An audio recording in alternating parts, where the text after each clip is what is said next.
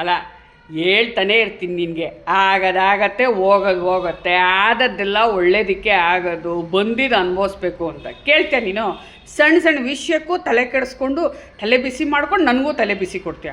ನೋಡು ಸ್ಪಂದನನೇ ನೋಡು, ಕಾಲೇಟ್ ಬಿತ್ತ, ಇನ್ಯಾವ ಟಾಸ್ಕಲ್ಲೂ ಆಡೋಕ್ಕಾಗಲ್ಲ, ಅಯ್ಯೋ ಪಾಪ ಅಂತ ಅಂದ್ಕೊಂಡ್ವಿ. ಆದರೆ ಅವಳ ಜಾಗಕ್ಕೆ ಚೈತ್ರ ಕುಂದಾಪುರ ಅವರು ಆಡೋಕೆ ಒಪ್ಕೊಂಡ್ರು.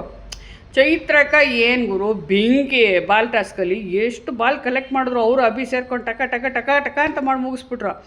ಇನ್ನು ಒಗಟು ಕನ್ನಡದ ಭಾಷೆ ಅಂತ ಬಂದರೆ ಅದ್ರ ಮೇಲೆ ಚೈತ್ರಾಗಿರೋ ಕಮ್ಯಾಂಡು ಆ ಮನೇಲಿ ಯಾರಿಗೂ ಇಲ್ಲ ಬಿಡಿ. ಆ ಟಾಸ್ಕ್ ಅಂತೂ ಚೈತ್ರನೇ ಗೆಲ್ತಾರೆ ಅಂತ ನನಗೆ ಐಡಿಯಾ ಇತ್ತು. ಚೈತ್ರನೇ ಗೆದ್ದರು. ಕ್ಯಾಪ್ಟನ್ ಆಗಿದ್ಯಾರು? ಸ್ಪಂದನ. ಇದು ಲೆಕ್ಕಂದರೆ ಏನು ಮಾಡದೇ ಇದ್ದರೂ ತಟ್ಟೆ ಬಂದು ಹೊಟ್ಟೆ ತುಂಬಿಡುತ್ತೆ, ಅದು ಲೆಕ್ಕಂದರೆ. ಹೆಚ್ಚು ಕಮ್ಮಿ ಆದರೆ ಬಿಗ್ ಬಾಸ್ ಗೆದ್ದರು ಈ ಹುಡುಗಿನೇ ಗೆಲ್ಬೋದು.